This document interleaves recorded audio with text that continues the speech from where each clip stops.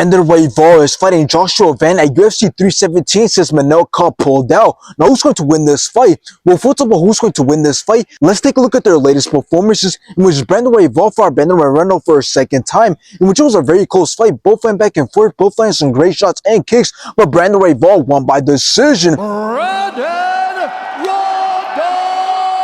And after this, Brandon Royval wanted to fight Tatsuro Taira, in which both of their wrestling and grappling was great, but Brandon Royval completely outlanded Tatsuro Taira, and Brandon Royval won by decision.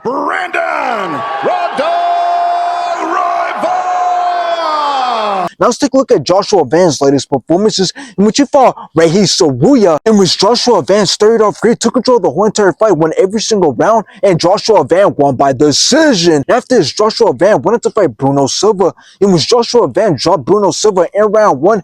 Joshua Van then dropped him twice in round 2. Joshua Van then put more punishment on Bruno Silva, and the wrestling up and stopped the fight in round 3. Now this fight happening due to Manel Kape having to pull out is bullshit. First it was Royval and now it's Manel Kape. That fight would have been a really good fight that would have helped determine who would have got closer to fighting for the title. But now let's take a look at both men. Well, if we look at Joshua Van, we'll see that he's 23 years old and stands with a record of 14 wins with 7 knockouts and 2 submissions, and he has 2 losses. Now he's been staying really active as he had 4 fights last year and 2 fights this year, and he's ranked in the top 15. But here's the big disadvantage he has going into this fight with Brandon Royval, and that's the fact that he doesn't have any high-level experience. He's just now climbing in competition. So although he's on a 4-fight winning streak, I believe this fight is not going to be close at all. There should be a clear winner, and that should be Brandon Royval. Brandon Royval has the high-level experience over him, and skill-wise, he's above him as well, as he's a good and slick striker, and he's managed to beat great fighters like Brandon Moreno, Kai Kara France, and Tatsuro Taira, and he's also managed to demonstrate great grappling and submission skills throughout his career. So in the end, although it does seem to be an exciting replacement considering how Joshua Van performed against Bruno Silva, I gotta be honest, this just made it much easier for Brandon Royval to get another win on his record, as I believe that this is a much easier fight than the Manel Kape fight. So once again, I got Brandon Royval beating Joshua Van.